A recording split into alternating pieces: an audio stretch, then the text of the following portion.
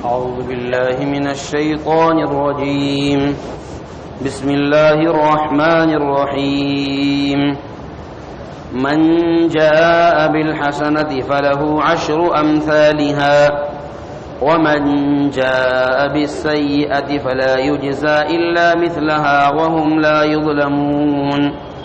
قل إنني هداني ربي إلى صراط مستقيم دينا قيما ملة إبراهيم حنيفا وما كان من المشركين قل إن صلاتي ونسكي ومحياي ومماتي لله رب العالمين لا شريك له وبذلك أمرت وأنا أول المسلمين. میرے محترم بھائی اور بزرگوں، سورۃ الانعام کی یہ چند آیتیں ہیں. اللہ تبارک و تعالی نے قرآن کریم میں جگہ جگہ کئی جگہ پر اپنی رحمت کی وسعت کو بیان فرمایا اور بندوں کو اچھے اعمال کی طرف رغبت دلانے کے لیے اجر و ثواب کو بڑھا چڑھا کر دینے کا وعدہ فرمایا.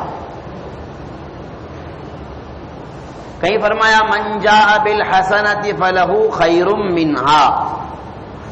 کوئی بندہ کوئی اچھی نیکی لے کر آئے گا،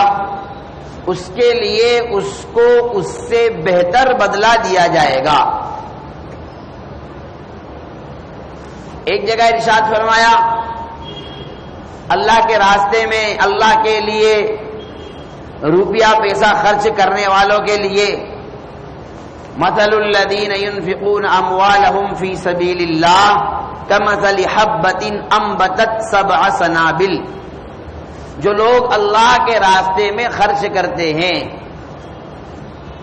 کیا مطلب اللہ کے راستے میں خرچ کرتے ہیں کا؟ اللہ کے راستے میں خرچ کرنے سے مراد اپنے پیسوں کو ہر اچھے کام کے لیے خرچ کرنا ہے، ہر نیک کام کے لیے خرچ کرنا، ہر بہترین کام کے لیے خرچ کرنا. کسی ایک مصرف میں ایسا نہیں کہ مدرسے والے آ رہے ہیں تو آپ صرف مدرسے والوں کو ہی دیں، اس کے علاوہ کوئی دوسرا راستہ ہی نہیں ہے، یا پھر آپ صرف اور صرف غریبوں اور فقیروں کو ہی دیں، اس کے علاوہ کوئی دوسرا راستہ نہیں ہے، یا صرف آپ مسجد کی تعمیر ہی میں دیں، اس کے علاوہ کوئی دوسرا راستہ نہیں ہے. اللہ کے راستے میں خرچ کرنے کے کئی طریقے ہیں. مدارس کے لیے خرچ کرنا یہ بھی ہے، مساجد کے لیے خرچ کرنا یہ بھی ہے، محلے کے غریب فقیر محتاج مسکین یتیم بیواؤں بے کسوں بے سہاروں پر خرچ کرنا یہ بھی ہے، مساجد کی تعمیر میں لگانا یہ بھی ہے، پریشان حال کی پریشانی کو دور کرنا یہ بھی ہے. اور ایک مصرف جس کو ہم میرے خیال میں شاید سمجھتے ہی نہیں کہ یہ بھی ایک مصرف ہے، وہ لوگ جو بے قصور جیل خانوں میں بند پڑے ہوئے ہیں، کوئی قصور نہیں ہے ان کا اور جیل خانوں میں ڈال دیا گیا ہے، وہ کیوں نہیں چھوٹ رہے ہیں؟ اس لیے کہ ان کو چھڑانے کے لیے ضرورت ہے پیسوں کی.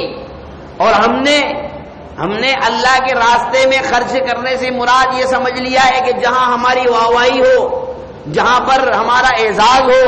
جہاں پر ہمارا اکرام ہو، ممبر پر بیٹھ کر ہمارا جہاں شان سے نام لیا جائے بس وہیں پر خرچ کریں، جہاں ہمارا نام کا کتبہ لگایا جائے وہیں پر خرچ کریں. نہیں، بلکہ یہ بے قصور بے سہارا وہ مسلم نوجوان جو جیلوں میں بند ہیں اور اس لیے نہیں چھوٹ پا رہے ہیں کہ ان کے خود کے پاس انتظام نہیں ہے، ان کے پاس ایسے وکیل نہیں ہیں جن کی فیس ادا کر کے ان کے مقدمے لڑے جائیں. وہاں پر بھی اپنا پیسہ خرچ کرنا اللہ کے راستے میں خرچ کرنا ہے. آج 20,000 سے زائد نوجوان، 20,000 سے زائد نوجوان. اور مولانا ارشد مدنی نے تو ایک جگہ پر شاید پونا میں یا کئی جگہوں پر انہوں نے یہ بات کہی کہ 18 سال ہو گئے ہیں بچوں کو بے قصور جیلوں میں پڑے ہوئے، آج تک ان پر کوئی الزام ہی طے نہیں ہو پایا ہے، لیکن وہ چھوٹ نہیں پا رہے ہیں. کیوں نہیں چھوٹ پا رہے ہیں؟ اس لیے کہ سرمایہ نہیں ہے، اسباب نہیں ہے، وسائل نہیں ہے. امت کو جہاں پیسہ خرچ کرنا چاہیے وہاں خرچ نہیں کر رہی ہے، اور جہاں نہیں خرچ کرنا چاہیے، جہاں امت یہ عزت کی بھوکی ہے، شہرت کی بھوکی ہے، جھوٹی تعریف کی بھوکی ہے، جہاں اس کے نام کی جھوٹی تعریف کی جائے وہاں دھڑلے سے ہزاروں نہیں لاکھوں روپیہ خرچ کر رہی ہے. تو جو آدمی اللہ کے لیے اپنا پیسہ خرچ کرتا ہے، فرمایا کمثل حبۃ انبتت 7 سنابل. ایک بات اور دھیان رکھنا، آپ میری اس بات کو یہ مت سمجھنا کہ میں مدرسے والوں کی مخالفت کر رہا ہوں. ارے میں خود ایک مدرسے میں پڑھاتا ہوں، مجھے تو اور تعریف کرنا چاہیے. یا میں کسی مسجد والوں کی مخالفت کر رہا ہوں، یا میں غریبوں کی اور بے کسوں اور بے سہاروں کی مخالفت کر رہا ہوں. مخالفت کسی کی نہیں کر رہا ہوں، میں تو صرف یہ بات آپ حضرات سے عرض کرنا چاہتا ہوں کہ ہمارے پیسے خرچ کرنے کے ایک نہیں کئی مصارف ہیں جن کی طرف ہماری اس لیے توجہ نہیں ہے کہ وہاں ہمارا نام نہیں ہوتا ہے، جن کی طرف ہم اس لیے دھیان نہیں دیتے ہیں کہ وہاں ہماری شہرت نہیں ہوتی ہے. بہرحال تو اللہ نے کیا بیان فرمایا؟ کمثل حبۃ انبتت 7 سنابل. جیسے ایک دانہ کسی نے زمین میں ڈالا جس نے 7 بالیاں اگائی، فی کل سنبلۃ 100 حبۃ، اور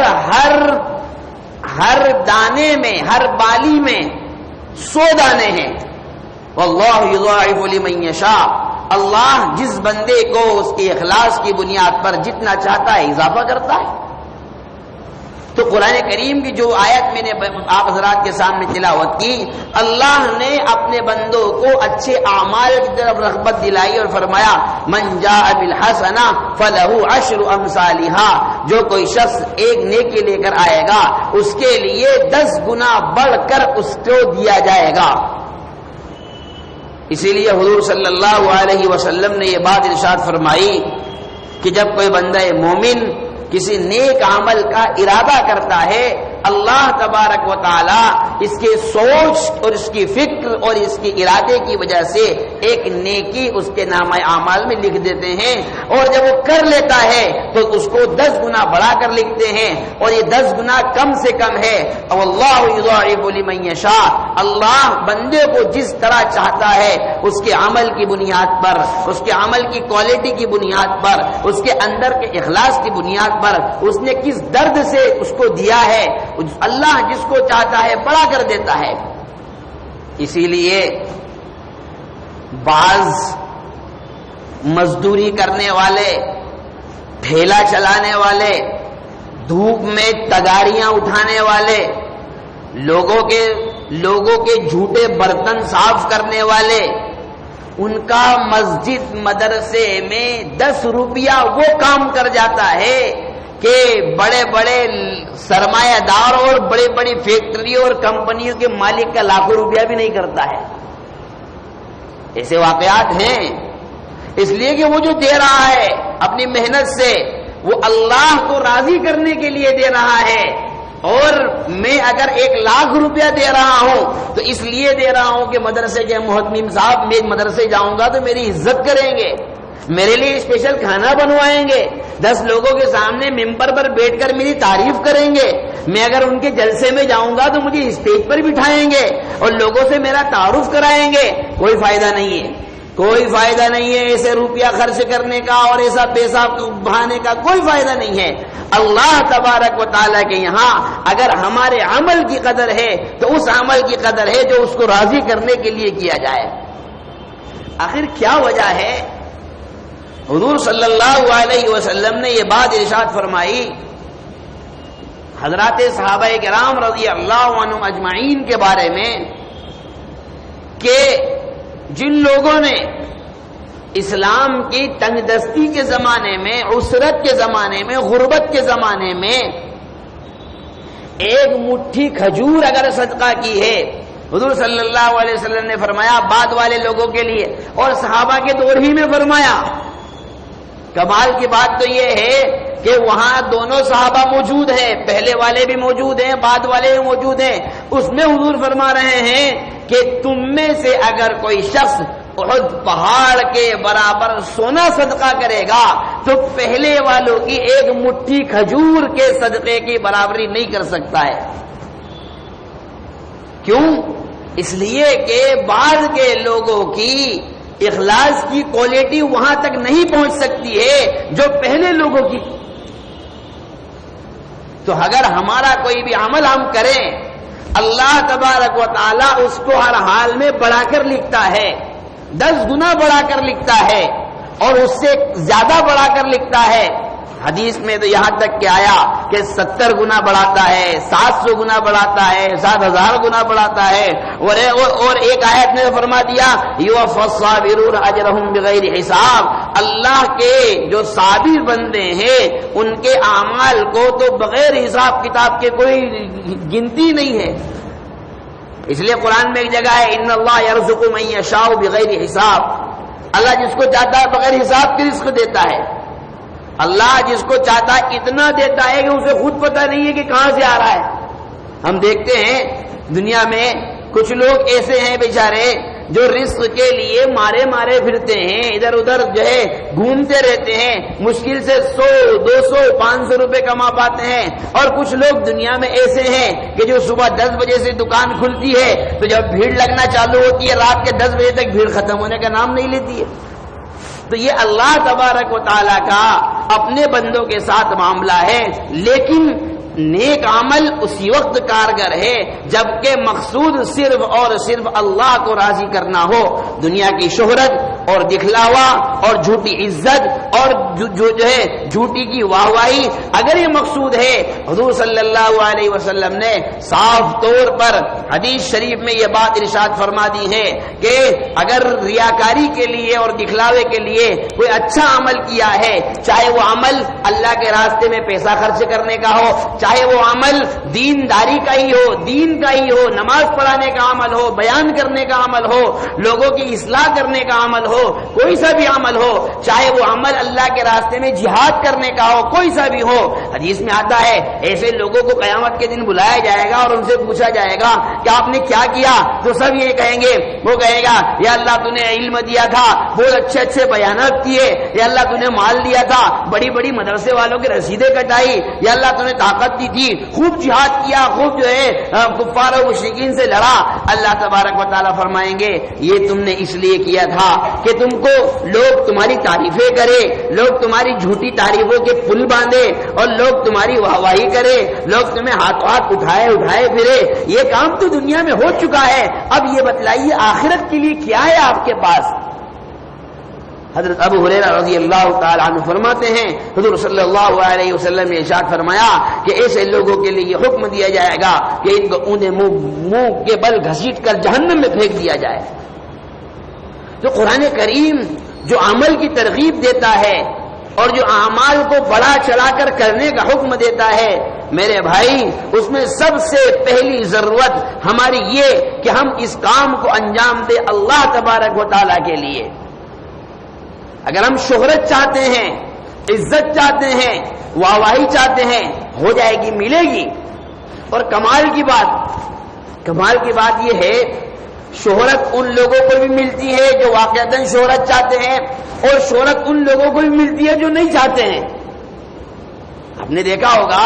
ہمارے بزرگان دین کو، ہمارے اکابرین کو جو بالکل شہرت کے بھوکے نہیں ہیں، جو بالکل نہیں چاہتے ہیں ان کی واہواہی ہو، اور بالکل نہیں چاہتے ہیں کہ ان کی خوب تعریفیں کی جائے، بالکل نہیں چاہتے ہیں، اخلاص سے کام کرتے ہیں تو ان کی اور زیادہ شہرت ہوتی ہے۔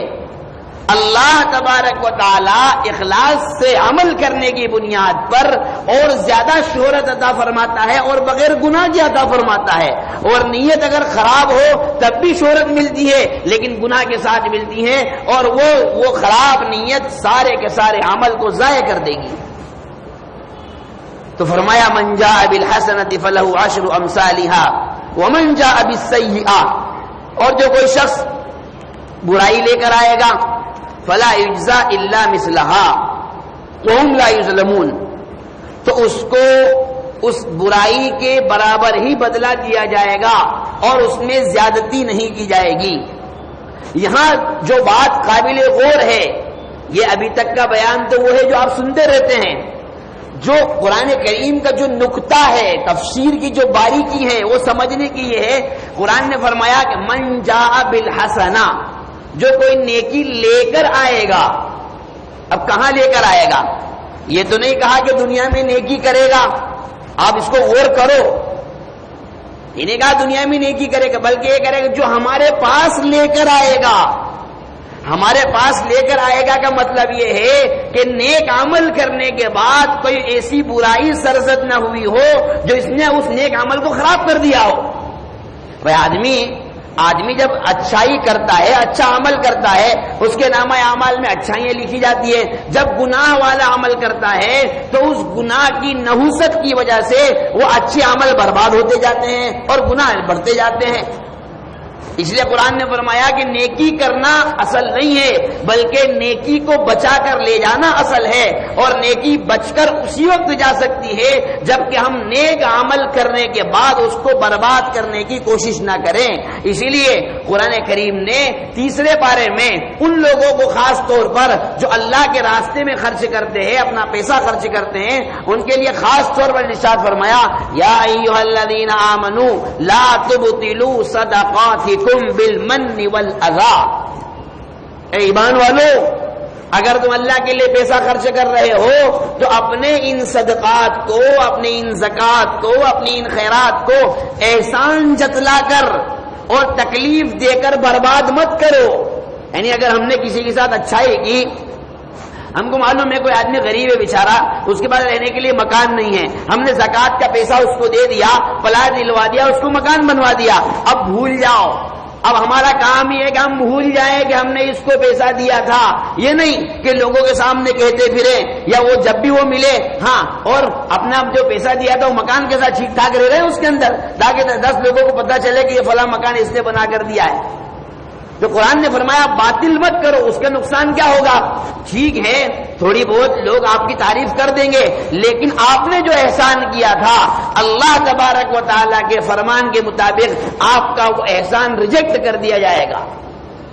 احسان جتلائیں گے اللہ ختم کر دے گا۔ والاذى، اور تکلیف دینا، تکلیف دینے کا مطلب کیا ہے؟ مثال کے طور پر آپ نے کسی آدمی کو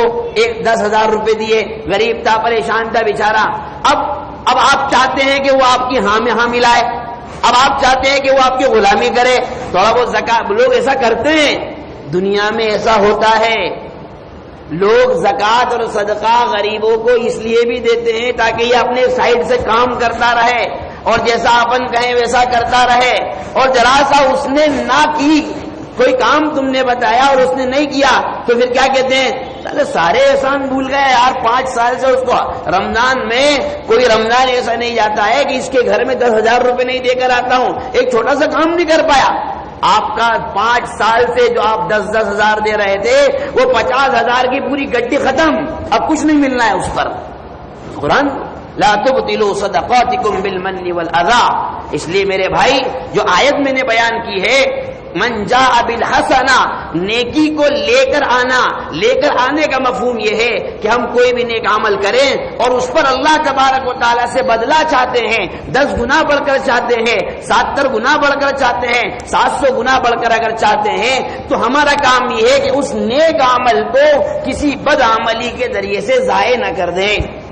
اب اس کی مثال، نیک عمل کو بد عملی کے ذریعے سے کیسے ضائع کیا جاتا ہے؟ ابھی رمضان چل رہا ہے ماشاءاللہ، سب روزے رکھ رہے ہیں، اور کوئی فتح مسجد پول مرکز جاؤ وہاں بھی پیکم پیک، ہری مسجد وہ بھی پیکم پیک، اوپر نیچے چاروں طرف پیکم پیک، ساری اجین کی 140 مسجدیں، پتہ نہیں یہ لوگ کہاں سے آ گئے، اتنے سارے کے سارے لوگ نمازی ماشاءاللہ۔ اب جیسے ہی